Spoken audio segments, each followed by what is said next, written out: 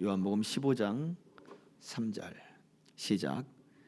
너희는 내가 일러준 말로 이미 깨끗하여졌으니. 아멘. 예수님이 포도나무에 대한 비유를 말씀하시면서 하신 말씀이 이거예요. 아버지께서 농부가 되셔서 더 열매를 맺게 하시려고 가지를 깨끗하게 한다 라고 말씀하시거든요.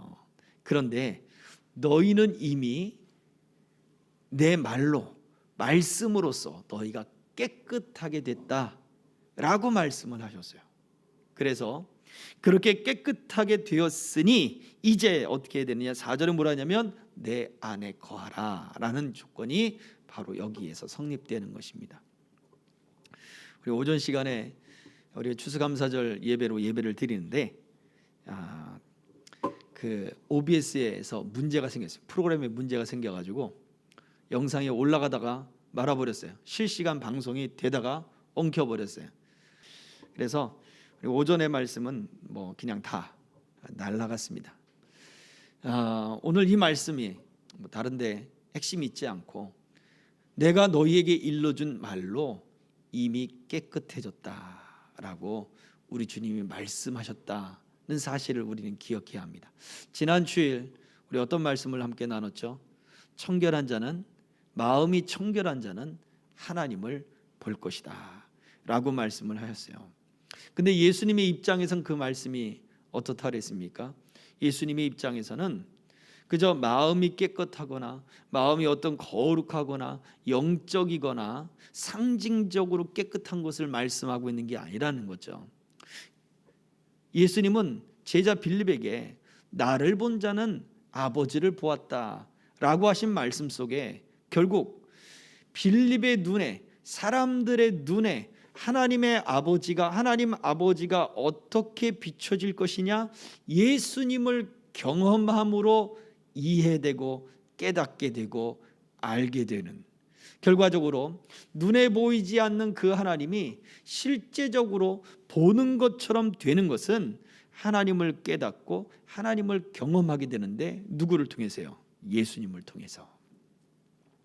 그래서 마찬가지로 오늘날 이 시대에 저와 여러분들에게 세상을 향하여 하나님이 당신을 세상을 향하여 보여주길 원하는데 어떻게 해요? 갑자기 벼락에 꽝 쳐가지고 하나님이 딱 뭐 그런 걸 보여주시는가요?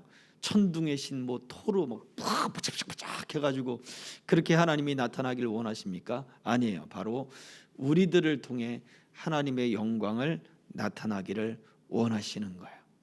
그런데 우리의 마음이 청결하다, 이것이 후기 헬레니즘 시대에는 이것이 그냥 상징적인 것이 되어버렸어요. 굉장히 거룩하고 영적인 것으로만 상징되었어요. 육체는 아예 더럽고 죄짓고, 그러니까 극단으로 갈려버리는 거예요. 완전히 금욕주의로 가든지 아니면 쾌락주의로 가든지. 이 거룩하고 영적인 지식이 우리에게 있기 때문에 육체의 그런 더러움이 이 영적인 지식을 갖고 있는 사람에게는 아무런 영향력을 주지 못한다. 그러니 부어라 마셔라 마음대로 살아라 하는 게 쾌락주의가 되는 거고요. 그 거룩한 지식을 올라가기 위해서 이 더러운 육체를 죽이고 또 죽이고 또 죽이고 또 죽이고 모든 정욕을 죽이고 사람들과의 관계 끊어버리고 사회 속의 관계 끊어버리고 산속으로 들어가고 사막 속으로 들어가고, 그게 바로 금욕주의가 되는 거죠. 그래서 극단으로 쾌락과 금욕주의가 함께 공동으로 무엇을 추구하느냐, 영적인 정결을 추구하던 시기가 있었어요. 그런데 하나님은 우리에게 무엇을 보여주는, 그건 상징적인 것이 아니야 라는 걸 말해주는 거예요. 예수님도 우리에게 말씀해줘요. 제자 빌립에게 말씀하는 내용이 바로 그것던 거예요. 그건 상징적인 것이 아니야. 나를 경험한 자는 아버지를 보았다. 세상이 우리를 향하여 하나님을 보여주세요라고 하는 것, 우리를 경험함으로 하나님을 경험하게 만들어야 하는 것입니다. 그러면 우리가 왜 마음이 정결해야 됩니까? 라고 할 때 하나님의 거룩하심은 우리의 도덕적인 그러한 순결함까지도 포함하고 있다는 것을 말해줘요. 예수님은 내가 이미 내 말로, 내가 너에게 전해준 말로 너희가 이미 깨끗해졌다. 너희의 마음이 깨끗해졌다. 그러니 이제 어떻게 하라고요? 내 안에 거하라. 마음으로만 거하는 게 아니라 이제는 예수님께 속한 사람으로서의 삶을 살아라 라고 말해주고 있는 거죠. 자, 그래서 우리가 이러한 상징적이나 어떠한 그 영적인 높은 그런 것을 다 떠나서 일단 우리가 정결하고 거룩한 삶을 산다. 하나님께 속한 삶을 산다. 주님이 우리를 그 말씀으로 깨끗하게 해주셨다. 그런다면 우리는 어떻게 나타나야 되느냐라고 할 때 첫 번째, 우리의 태도와 우리의 몸가짐, 그리고 어떤 우리에게 있는 그런 권위들에 대한 그 마음 가운데 존경심과 그리고 경외심을 가져야 되는 태도를 우리는 가져야 되는 것입니다. 우리 마음이 청결하다. 무엇으로 할 거예요? 우리 마음을 열어서 보여주나요? 아니에요. 우리의 태도와 몸가짐이 달라진 것으로 보여지는 거예요. 우리에게 허락된 그런 권위자 또는 권위, 존경해주고 경외해주고 하는 그러한 태도, 몸가짐을 통해 나타난다고요. 자, 첫 번째 말씀을 볼게요. 히브리서 10장 22절 말씀을 같이 읽겠습니다. 우리가 마음의 뿌림을 받아 악한 양심으로부터 벗어나고 몸은 맑은 물로 씻음을 받았으니 참 마음과 온전한 믿음으로 하나님께 나아가자. 아멘. 그렇습니다. 마음의 뿌림을 받아 악한 양심으로부터 벗어나고 몸이 맑은 물로 씻음을 받았지만 그러면 어떻게 돼요? 악한 양심으로부터 이제 그 마음의 속사람이 우리가 정결함을 입었다면 이제는 어떠한 참 마음과 그리고 온전한 믿음으로 하나님께 나아가자. 마태복음 23장 26절에서는 눈먼 바리새인들이여 너는 먼저 안을 깨끗이 하라. 그리하면 겉도 깨끗하리라. 예수님이 말씀하셨단 말이에요. 안이 깨끗해지면 우리 마음에 악한 양심으로부터 그런 것 죄로부터 우리 마음이 정결함을 얻으면 이제는 우리의 태도, 온전한 믿음이라고 하는 그 참 마음이라고 하는 우리의 몸가짐, 영적 몸가짐이요, 우리의 내적 몸가짐이요, 우리의 외적 몸가짐 또한 참 마음과 온전한 믿음이라고 하는 이것을 가지고 우리의 태도가 바뀌어져야 된다라고 말해주고 있어요. 오늘 우리가 예배를 하면서 지금 이 자리에 앉아 있는 저와 여러분들이 어떠한 마음과 어떠한 태도, 어떠한 몸가짐으로 지금 이 자리에 앉아 있냐 이거예요. 이 정결하다고 하는 말은 높은 사람을 위해서도 많이 쓰여졌어요. 경외심을 나타내고 존경을 나타내고 우리가 하나님을 경외한다, 하나님을 존중할 줄 알아야 되는 거죠. 그게 경외심이고 그게 바로 우리의 마음의 태도요 몸가짐이에요. 예배를 드린다, 어떤 우리의 절을 하는 것, 외적인 부분보다 정말로 우리가 하나님을 존경하고 하나님을 경외하고 또 하나님의 그 높은 뜻을 우리가 이해하고 받들고 있느냐라는 거죠. 어떤 탈북자가 그러더라고요. 이 대한민국에 와서 일단은 집을 주지요. 임대 아파트긴 하지만 집을 주죠. 근데 이 탈북자는 평양에서 당 간부들이 살던 그 집에서 살아봤던 분이에요. 당신의 아버지가 당 간부의 높은 고위직이 있었다는 거예요. 그랬다가 평양 외곽으로 또 저 멀리 무산으로 이렇게 추출을 당해서 쫓겨남을 평양에서 쫓겨났다고 하는데 그 당 간부 집에서 살아봤던 그 경험이 있던 아버지가 대한민국에 와서 우리가 뭐라고 우리에게 이렇게 정말 좋은 집을 허락해 주고 그리고 또 살 수 있는 자유와 그 환경을 주는 게 너무나 감사하다. 우리를 존중해 주는 게 너무나 감사하다. 다른 것보다 존중해 주는 게 감사하는 거예요. 인권이라고 하는 단어 자체를 모르다가 한국에 와서 이게 사람의 권리, 인간의 권리, 그걸 깨닫게 되는 거예요. 복지라고 하는 말이 무슨 뜻입니까? 복자예요, 복지자예요.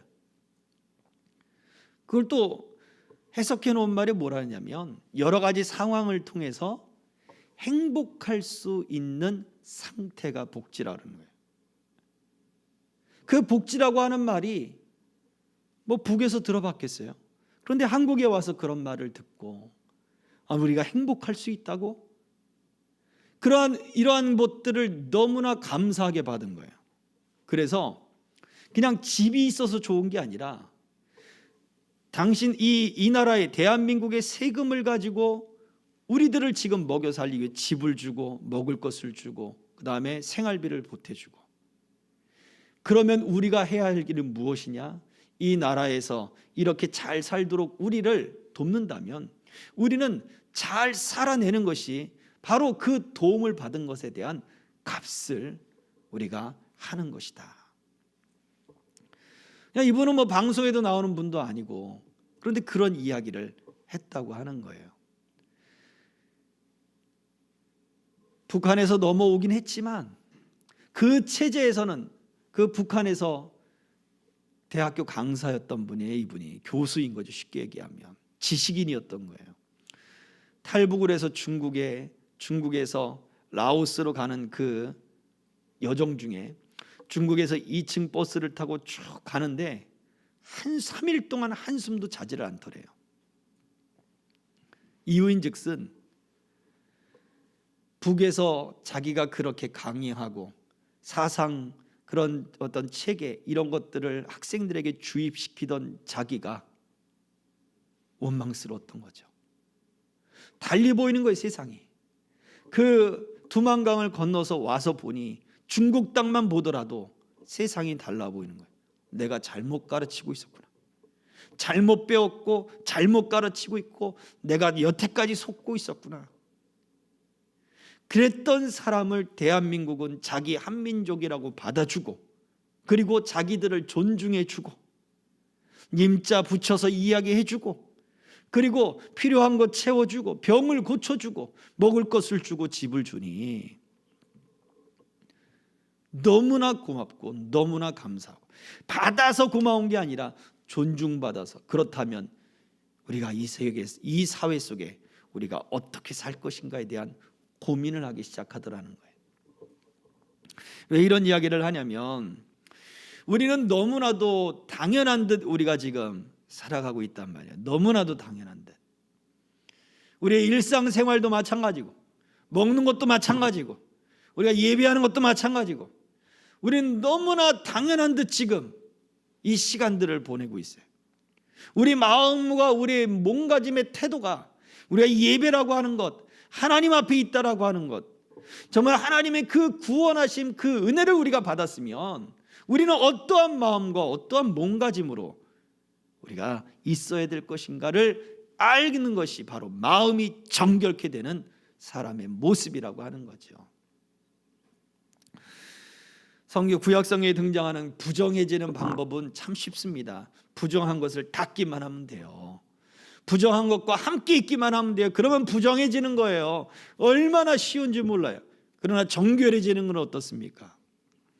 정결해지는 것은 씻어야 돼요. 희생 제물을 드려야 돼요. 그 정결 예식을 통해 잃어버린 정결을 회복해야, 그래야 하나님께 나아갈 수 있는 거예요. 오늘날 우리들에게 이 복음의 시대에 예수님으로 말미암아 우리는 내가 너에게 일러준 말로 이미 너희가 깨끗해졌다. 그러니 우리가 마음으로부터 정결함을 받았다라고 하는 것은 결국 우리의 몸과 우리의 태도를 올바르게 갖는 것, 그것이 우리에게 중요한 것입니다. 나는 마음이 정결합니다. 무엇으로 할 수 있습니까? 내 몸과 내 마음의 태도, 내 몸가짐, 그리고 정말 하나님의 은혜를 존중하고 존경하는 바로 그러한 모습, 그것이 내 안에 있는가를 먼저 살펴보는 것입니다. 두 번째는요, 디도서 1장 15절의 말씀을 같이 읽어보겠습니다. 디도서 1장 15절 시작. 깨끗한 자들에게는 모든 것이 깨끗하나 더럽고 믿지 아니하는 자들에게는 아무것도 깨끗한 것이 없고 오직 그들의 마음과 양심이 더러운지라. 아멘. 깨끗함에 대한 논쟁을 지금 디도에게 바울 사도가 말해주고 있어요. 깨끗한 자들에게는 모든 것이 깨끗하지만 더럽고 믿지 않는 자들에게는 아무것도 깨끗할 것이 없다. 이 이야기가 왜 나오는 줄 아세요? 이 이야기들은 결과적으로 음식 논쟁 때문에 그렇게 생겨나는 것들이에요. 우상에게 제물로 바쳐진 그 음식들, 근데 그 음식을 대하는 사람들, 그 음식을 대하는 사람 개인의 문제라 그런다면 그래 뭐 no problem 이렇게 되겠죠. 근데 저거 우상의 제물인데 라고 누군가 이야기를 하는 거예요. 공동체에서의 문제예요. 결국 교회 안에서의 문제고 사람과 사람 사이에 문제가 되는 거죠. 자, 여기에 있는 것은, 중요한 것은 바울 사도는 이야기해요. 음식 그리고 부정하다 여겨지는 것, 그것이 사물이 부정하거나 사물이 깨끗이 않다, 그것이 중요한 게 아니라는 거예요. 무엇이요? 바로 깨끗함과 더러움을 결정짓는 내적인 더러움, 내적인 정결이 문제 있는 거예요. 이교도들, 그러니까 하나님을 믿지 않는 또는 하나님과 정반대가 되거나 또는 어떤 이러한 사이비, 이단, 이러한 어떤 무속신앙, 어떤 샤머니즘, 그러한 속에 속해 있는 사람들에게 있어서 그들과 불신자들은 하나님 앞에 깨끗할 수 없다라는 거죠. 그들의 음식이 문제가 아니라 바로 그들이 가지고 있는 하나님을 향한 믿음과 마음이 깨끗하지 않다는 거예요. 여기에서 우리에게 중요한 게 말해주는 건 뭐예요? 우리가 어떠한 공동체 안에 속해 있느냐가 중요한 거죠. 예수님이 너희는 내가 일러준 말로 깨끗해졌으니 너희는 내 안에 거하라 그랬어요. 내 안에 거하라. 그렇다 그런다면 우리가 어떠한 공동체에 속해야 되는가? 주를 깨끗한 마음으로 부르고, 그리고 주어 그 깨끗한 마음으로 부르는 그 청년들, 바로 그 사람들, 그 믿음의 공동체들, 바로 우리는 거기에 속하기를 계속 애를 쓰고 힘써야 된다라고 말해주고 있는 거죠. 반대로 우리가 속해지는 것도 있지만 우리가 속해 있는 교회, 내가 속해 있는 가정, 내가 속해 있는 그 공동체, 사회 공동체, 직장, 팀, 바로 그 안에서 하나님의 거룩함이 드러나도록 만들어 가야 되는 거예요. 어떻게? 첫 번째 얘기했던 우리의 태도와 몸가짐, 그리고 하나님을 존경하고 하나님을 경외하는 그 믿음을 우리가 내보여야 된다 하는 것입니다. 오직 하나님의 통치가 나타나는 것, 하나님의 다스림이 삶 속에 나타나게 만드는 것, 그것이 바로 우리에게 필요한 정결이요, 그것이 바로 우리 공동체 속에 이루어가는 거예요. 그래서 우리가 자녀들한테 뭐라 할 때 욕심을 가지고 뭐라 할 것이 아니라 하나님의 말씀, 하나님의 뜻, 또 하나님이 우리에게 원하시는 것에 대한 더 깊은 것을 물어봐야 되는 거죠. 그래서 우리 아브라함, 이삭, 야곱, 이들을 통해서 하나님의 약속과 언약이 흘러가듯이 우리들에게도 마찬가지로 우리가 믿는 그 믿음의 하나님의 약속과 은혜들이 우리 자녀들과 우리 다음 세대들에게 전달되어 가는 것이 정말 중요하다는 거예요. 돈을 물려주는 것 중요합니다. 그들의 출발점이 다른 이들보다 뒤처지지 않고 앞서서 출발할 수 있는 환경을 만들어주는 것 중요합니다. 우리가 힘들고 어렵게 살았기 때문에 어렵지 않게, 힘들지 않게 마음껏 할 수 있는 여건을 만들어주는 것 중요합니다. 그러나 그 모든 것보다 더 중요한 것은 그 자녀들에게 하나님이 우리를 거룩해 하신 그 거룩을 물려주는 거예요. 가정을 정결케 하고 사회를 정결하게 하고 공동체를 깨끗하게 하는 올바른 마음과 올바른 몸가짐과 올바른 삶의 태도를 갖게 만드는 것, 부부가 서로 존중하게 만들고 부모가 자녀가 존중하게 만들고 형제가 서로 존중하게 만들고 서로의 필요를 채워주고 부족함을 채워주고 하는 이러한 모습들을 만들어 나가는 것, 이게 바로 공동체의 깨끗함이에요. 바른 신앙을 갖게 하는 것, 그 모습이 우리들에게 중요합니다. 마지막으로 한 구절만 더 읽고 마치도록 하겠습니다. 누가복음 11장 40절 41절입니다. 같이 읽어보겠습니다. 시작. 어리석은 자들아, 겉을 만드시니가 속도 만들지 아니하셨느냐? 그러나 그 안에 있는 것으로 구제하라. 그리하면 모든 것이 너희에게 깨끗하리라. 겉을 만드시니가 속도 만들지 아니하셨느냐? 그러니 하나님이 만드신 그 속, 바로 마음이 정결한 것, 바른 몸가짐과 바른 태도, 존중하고 존경하고 배려하는 것, 하나님의 말씀이 우리를 이끌어가는 그 말씀에 대한 존중, 바로 그러한 것들을 가지고 그것으로 구제하라고 말씀하고 있잖아요. 돈으로 구제하는 게 아니에요. 돈으로 구제하면 기분이 나빠요. 받는 사람도 기분이 나빠요. 주는 사람도 답답하지 않습니다. 그러나 우리 안에 있는 진정한 우리의 태도, 사람을 대하는 태도, 앞서 얘기했던 그분은 우리를 대하는 태도에서 놀랍다는 거예요. 근데 그분뿐이 아니에요. 많은 탈북자들이 이야기하는 공통점이 그거예요. 우리를 대하는 태도가 놀랍다는 거예요. 사람을 대하는 태도가 놀랍다는 거예요. 진심 있는 한마디가 놀랍다는 거예요. 그렇습니다. 우리에게 하나님의 정결은 단지 상징이 아니에요. 마음이 깨끗해진다, 상징이 아니에요.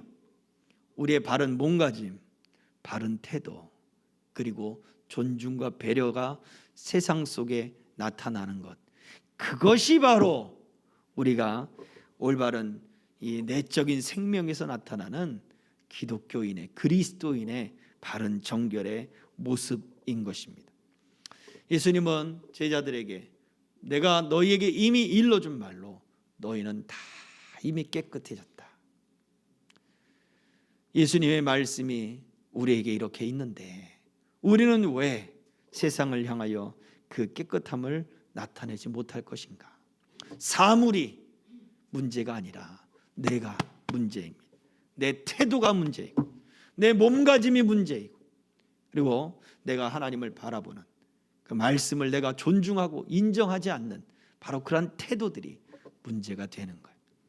이 시간에 같이 함께 기도할 때, 하나님, 주의 말씀으로 나를 깨끗게 하셨는데 이제 나의 태도와 나의 몸가짐과 그리고 내가 주를 향한 그러한 모든 나의 삶이 하나님을 향하여 온전히 경외하고 순종하고 따르는 삶이 되도록 이끌어 주시옵소서.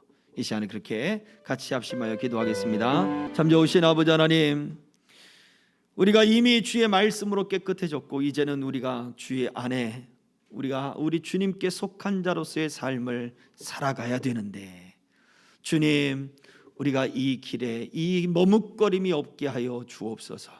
우리를 정결케 하셨사오니 이제 우리가 더 아버지 하나님, 우리의 태도와 우리의 마음가짐뿐만 아니라 우리의 모든 몸가짐도 하나님, 우리의 존중하고 서로 배려하는 이 삶의 모습도 더 하나님 확장되게 하시고 힘이 있어지게 하시고 넓어지게 하시고 깊어지게 하여 주시옵소서. 세상을 향하여 하나님의 살아계심과 거룩하심을 보여줄 수 있는 그 믿음의 힘들이 하나님 우리를 통하여 이렇게 나타나게 하여 주옵소서. 우리 교회를 하나님 사용하여 주옵소서.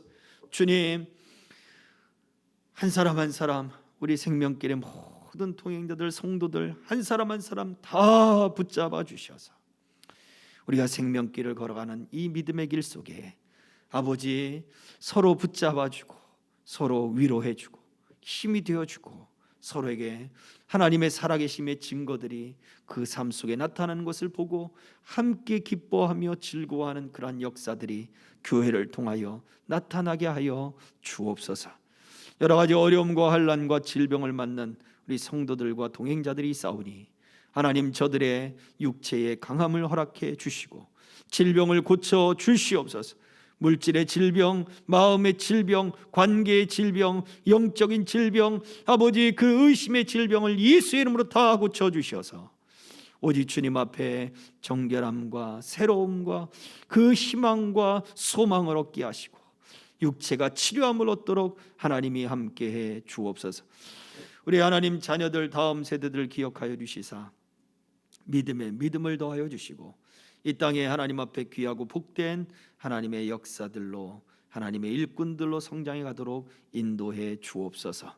추수감사절을 보내며 하나님 앞에 영광 돌리는 모든 성도들, 모든 동행자들 아버지 하나님 저들의 삶 속에 넘치는 은혜로 함께해 주시기를 원하오며 우리를 구원하신 예수 그리스도의 이름으로 감사하며 기도하옵나이다. 아멘.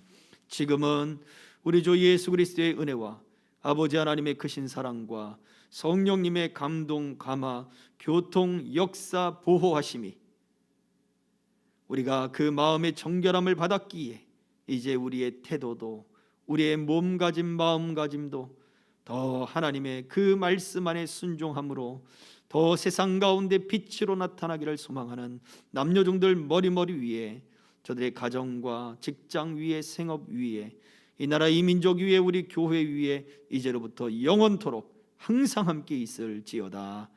아멘.